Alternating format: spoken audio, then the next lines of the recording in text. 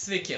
Visiškai netikėtai, kaip ir Beyoncé išleidusi savo albumą vos prieš gerą savaitę, savo vaizdo įrašą pateikiu jums ir aš.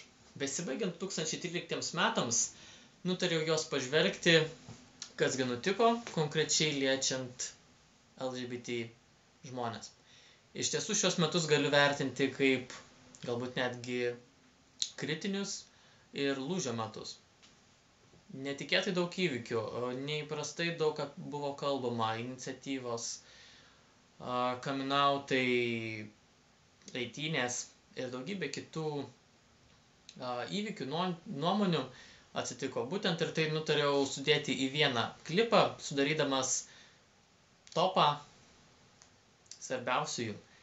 Tiesa, neketinu kažkaip sudėlioti, kad jie būtų nuo svarbiausio iki mažiau svarbaus, įrankių tam neturiu. Tiesiog apie kiekvieną papasakosiu atskirai. Kas mano galva buvo iš tiesų svarbiausia.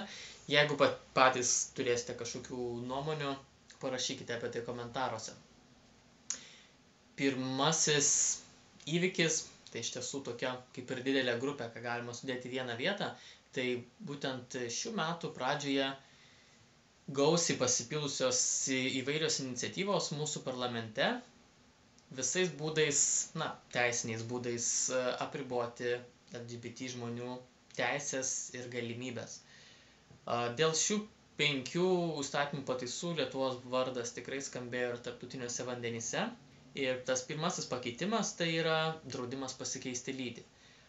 Prieš daugybę metų Lietuva pralaimėjo Europos žmogaus teisių teisme nesuteikusi galimybės savo piliečiui pasikeisti lyties, nesukūrusi tokio įstatymo, nepriėmusi. Galiausiai Lietuva nutarė apskritai uždrausti mūsų šalyje pakeisti lytį. Antroji iniciatyva – vaiko teisė į tėvą ir motiną, būtent kylanti iš jų skirtingų lyčių. Kas reikštų, kad ateityje tai užkirstų kelią homoseksualiems asmenims įsivaikinti ar kitais būdais pradėti auginti vaikus. Kita iniciatyva būtent administracinės nuobaudos skyrimas žmonėms, kurie viešumoje skleidžia, galima sakyti, homoseksualumo propagandą, bet įstatyme tai buvo įvardyta kaip konstitucinių dorovių ir vertybių niekinimas.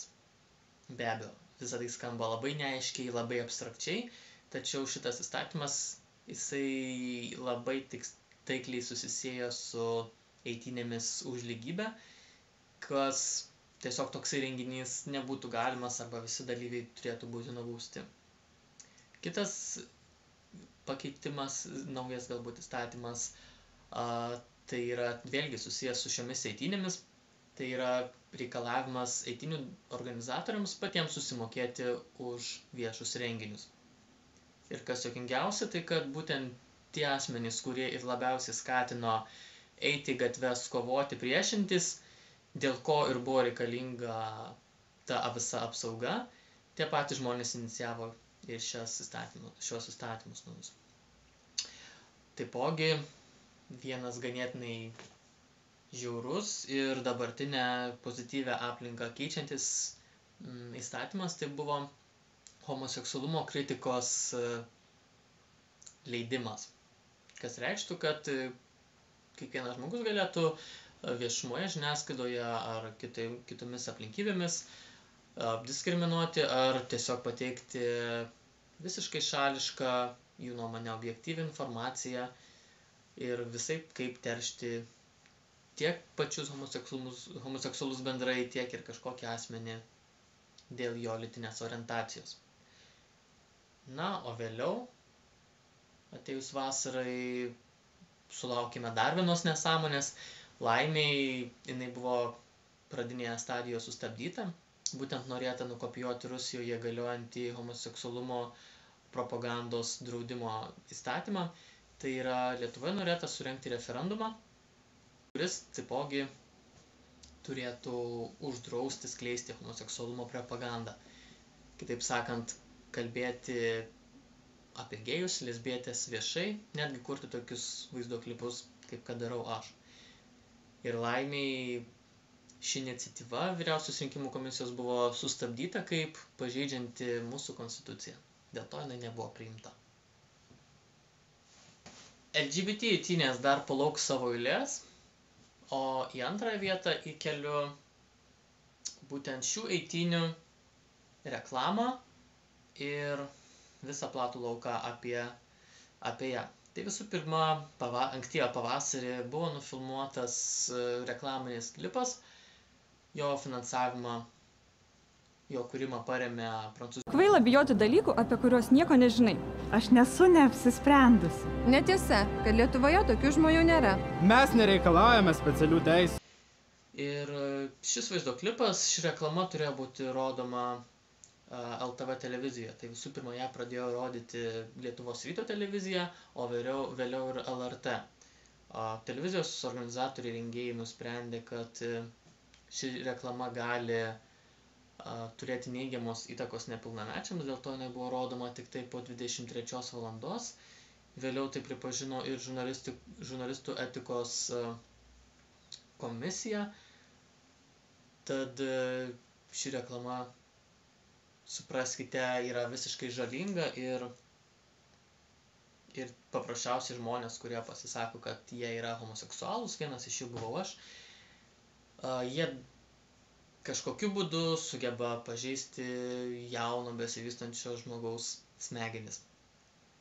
Bet smagu, kad visas šitas procesas, tiek ir pats filmavimas, tiek ir pačių reklamų rodymas buvo ganėtinai plačiai nušviestas žiniasklaidoje. Apie jį rašė visi didžiausiai naujienų portalai. Taip, kitas etapas ir svarbus paminėti dalykas, kaip ir minėjau, kertiniu dalyku šiemet tapo tai, kad ypatingai daug buvo kalbama apie LGBT asmenis. Ir kalbama ne tiesiog apie tai, kaip jie ar kuo jie gyvena, bet taipogi apžvelgiami ir visi teisiniai aspektai. Tai šiemet buvo būtent daug televizijos laidų apie tiek ir įsivaikinimą, tiek ir šeimos koncepciją, tiek ir apskritai šeimą, homoseksualių asmenų partnerystę. Tai buvo tiek ir Mikelkevičiūtės, Janutienės laidos, kitos laidos televizijoje, radijuje, straipsniai laikraščiuose bei naujienų portaluose. Ir mes pagaliau galėjome pradėti kalbėti apie teisinius dalykus, galbūt į šalį nustumiant tas laukinės emocijas ir bandymą jomis manipuliuoti.